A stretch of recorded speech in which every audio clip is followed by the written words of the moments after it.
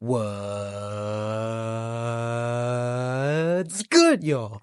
My name is Rorvis Paradox, aka Docs Brando, and I'd like to welcome you all to another episode of Rorvis Reviews. Today's episode is called Can People Be Cursed? And I will be explaining why I've dubbed this at the end. Just remember to hit that notification bell so you don't miss when videos drop. Also, follow me on IG at DocsBrando25 to stay up to date. Now, with all that being said, let's get into it. Now, the first film I want to talk about is 1994's Natural Born Killers, directed by Oliver Stone. This film is literally insane. The film stars Woody Harrelson and Juliette Lewis as Mickey and Mallory Knox, a deranged couple that go on a 3-week murder spree. The screenplay was originally written by the great Quentin Tarantino, but Oliver, David Loiz, and Richard Rotowski rewrote the script after it was sold to Warner Brothers. Thus, Quentin was given the story credit. Now, the film does have some Tarantino aesthetic, but it feels more off the walls than any film he's ever created. Like, it truly feels like an acid trip. This is due to the zany film style and choices made by the director, Oliver. Some are odd and some aren't, but like for example of an odd choice, the flashback on how Mickey and Mallory first met is a horrific reimagining of I Love Lucy. This part is such a trip because there's no other part like this within the film. It feels so out of place, but due to how the rest of the film plays out and how it goes, it oddly fits enough, you know? An example of a choice that is not odd, it makes sense for the style choice would be the back and forth from color and black and white. What I interpret this as when it's black and white, it used for more disturbing or disgusting things or like portrayals of humans. And this was shown in a scene with the character Mallory and her horrible father when he started groping her and saying just vile things to her. The way the camera zoomed in on his eyes in black and white, it was just it made me want to vomit just remembering it. Another great use of black and white was the flashbacks of Mickey's traumatic childhood, which included his mother suffering domestic violence by the hands of his own father. What was interesting about this film is things are going on in the background. It's like the background is just like a projector, and it just like it's a screen and everything's going on behind you, and it's like so many different things are playing on there besides it like kind of showing like a realistic setting. And sometimes the background shows different things. Like for example, like a scene with Mallory and Mickey are in a motel, and Mickey's just flipping through channels, and we can't see him watch the TV. We see him looking at TV, but we can't see the TV. But we see what's on the TV is projected like outside the window frame. So it's kind of like the window has become our TV, which is really interesting. It was a really cool shot, and I thought it's something to take note of. The film is not just interesting because of the film style and the crazy story. What I noticed about the film is that it spoke on something that is still prevalent today, and that is the glorification of murderers and demented people. In the film, while Mickey and Mallory are running amok, causing havoc, they have fans cheering them on. These fans are calling them cool and sexy. Not just in America, but all over the globe, Mickey and Mallory have become idols. Now this is not too far off from reality. Literally, people like Charles Manson, Richard Ramirez, Ted Bundy, and many others have had people cheering for them, sending them love letters, as well as, in some cases, marrying them while incarcerated. Today, people are obsessed with murder documentaries. There are people who make watching them their whole identity. This has created a market for it so the industry and the media can capitalize on it, producing more documentaries and movies while the news continue to push out these stories. This was shown in the film with the character Wayne Gale, portrayed by Robert Downey Jr. Wayne Gale in the movie is a host of a show called American Maniacs. It is dedicated to the worst of society, profiting off the coverage of horrific acts, including the acts of Mickey and Mallory. Oliver did an excellent job of highlighting the weird obsession that our society has, as well as the malicious cycle from the media. The other thing that was interesting about the film was something Mickey said while talking to Gail. He recalls his terrible childhood and states that he believes that the reason he committed such heinous acts was due to it being inherited. He thinks because his dad was a terrible human being and his father before him, and so forth, are the reasons why he had no choice on who he was going to become, thus the title Natural Born Killers. This is also shown throughout the film when he speaks on fate. He believes it was fate for him to meet Mallory, and it was fate for them to be the mass murderers they would become. This is an interesting thought because there are many philosophies that speak on if humans are inherently evil. It's amazing how a film that is so mind-boggling to watch at times was able to make me ponder as much as it did. Now, on to the highlights. The cinematography has to be mentioned. It is so unique. It doesn't know if it wants to be a movie or a music video. All the while, it's shot frantically. The film makes you feel that you're right there in the chaos with the characters. The performance from Woody Harrelson as Mickey deserves a nod. He made Mickey a calm, smooth-talking murderer, and it was enjoyable to see him portray such a character. Juliette Lewis made Mallory interesting. She can go from somewhat innocent to seductive, but then right into psychotic. Robert Downey Jr. as Wayne Gale is noteworthy because of how much he put into it. It felt like he had a lot of fun with this role, and he has some very memorable moments in the film. The last thing I want to mention is the performance from Tommy Lee Jones as Warden Dwight McCluskey. With this performance and his performance in Two-Face Batman Forever, I will now call him the advanced Nicolas Cage. And you may be wondering why I say that.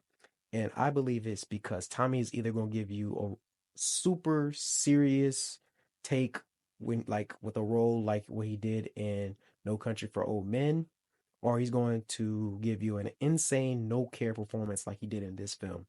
There is no in between with this guy, just like with Nicolas Cage.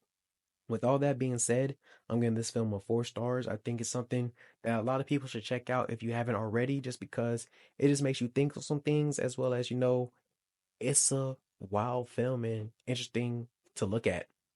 The next film I'm going to talk about is 2023's The Iron Claw, directed by Sean Durkin. The film is based on the Von Erichs, a wrestling family from Texas that was plagued with tragedy. Some parts of the real life story of the family were changed, but the point of the film was accomplished. The Von Erichs are one of the biggest names in wrestling history. The tale starts with Fritz Von Erich, the patriarch of the family. He was a wrestler who wanted to be world champion, but the title was always just out of reach. Even though he wasn't able to win the big one, he was successful enough to start his own wrestling promotion. At this well received promotion, he has his son Kevin Von Erich as the star of the show. Fritz has his other sons David and Kerry follow suit. They go on to be one of the greatest in Texas and in wrestling as a whole. Fritz said he never wished wrestling on them, but also pushed them into wrestling. He does this while putting an unfathomable amount of pressure on them, especially on those he thinks are capable of winning the world title. Now, this pressure creates cracks in each of the sons' psyche, and this is shown throughout the journey of Kevin Von Erich, played by Zac Efron. The whole story kind of uses Kevin as a base of what goes on throughout the film. The first thing Kevin says is that there was a legend that his family was cursed. This curse goes back to Fritz's mother's side. All on her side of the family, terrible things are just done to them. The curse supposedly continues through Fritz, who took on the name as a wrestler, and then it was passed on to his sons. So not only are the sons of Fritz Von Erich having to face the curse of the family, but also the pressure he's putting on them.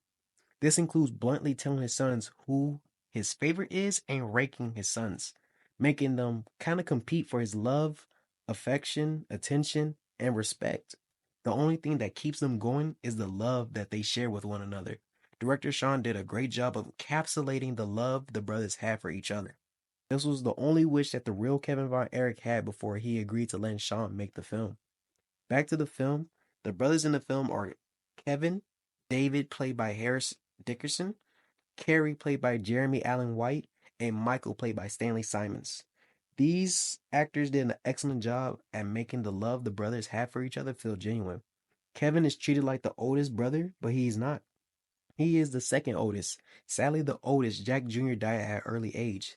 Kevin believes this is to be one of the first early signs that the Von Erich curse is true.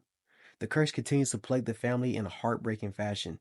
And that is all I will say about the film without spoiling. I think this film is a must watch for those who want to see a great film and hear about a tragic story, as well as, for wrestling fans that want to see something that they know about play out. Now, on to the highlights. The film is shot just so well. No shots were wasted, in my opinion. Everything we see is necessary to the story. We are able to understand so much from the backgrounds to interactions between characters. That performance from Zac Efron as Kevin is one of my favorites from him, so I have to, make note of that. He went all in for this film. He was able to express so many layers of the tragedy that the real Kevin had to face, the hardships of overcoming them, things of that nature. Everyone was stellar in this film, but Zach is the clear star and standout. And, it's no knock to anyone else, but, it's hard to beat this performance from him. Another highlight are the actors who played the brothers Carrie and David, along with Zach as Kevin, for bulking up for this film. They truly did become each brother to the best of their ability, and it shows. The type of bodybuilding that they had to do is taxing on actors, but they went the extra mile for this film, and it's appreciated. Following that is the phenomenal wrestling choreography from Chavo Guerrero. Yes, that Chavo Guerrero, the nephew of Eddie, and the heel that was a weasel that we just hated. He was a wrestling consultant on the film and helped the actors understand some of the ins and outs of being a wrestler. What made this a highlight was the fact that it made it possible for all the wrestling to be real. There were no multiple cuts or takes. The director just took one take from filming the actors facing real wrestlers who portrayed the wrestlers of the time period while in front of live audiences, giving it just like a great authentic feel. Me highlighting this must include that the actors had to train to be wrestlers for about 2 months, and they did a great job for people with no backgrounds in wrestling to pick up on certain things and just, go all out for this movie. With all that being said, I'm giving this film 4 stars. The film is great, but coming from a person that knew the story beforehand, some of the inaccuracies bothered me just even off of first viewing that I noticed. But it was still a memorable watch and very impactful to me.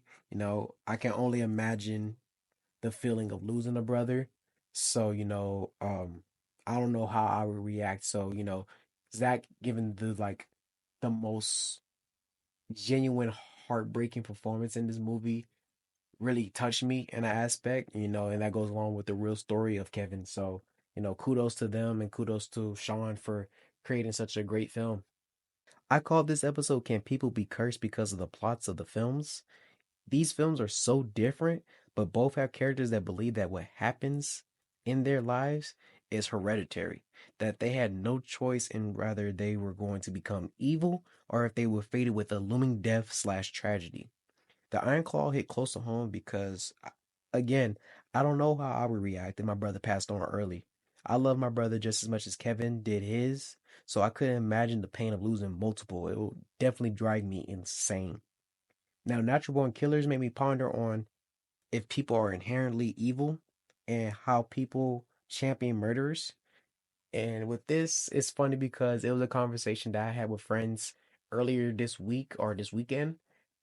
And, one person, took a he when he thought about it, he was like, "Yeah, no, that is weird." And no, some people don't think about the things we do as humans are in our society that are kind of awkward in a sense, like backwards in thinking, and it kind of by doing so, kind of like makes others causes for copycats to happen when they see that people are getting recognized and famous off of doing disgusting and horrible things to others. So I think we gotta just make amends with these type of glorifications. With all that being said, now I have to ask, did you agree with what I said about these films? Have you seen these films and have a different opinion? If so, please drop all those types of comments in the comment section below. Remember to like and subscribe to help your boy out. Share with others so more can join the party. I truly appreciate your support and I love y'all for it. A huge shout out to my dog Mira at Grimiest Hater on Twitter for the amazing intro that you seen last week as well as this week. It's been modified to add the comic book flips. So now we're really cooking with grease now. And I just appreciate the hard work that he did. So if you need an intro or edits, please reach out to him. He's super talented and support your local black business.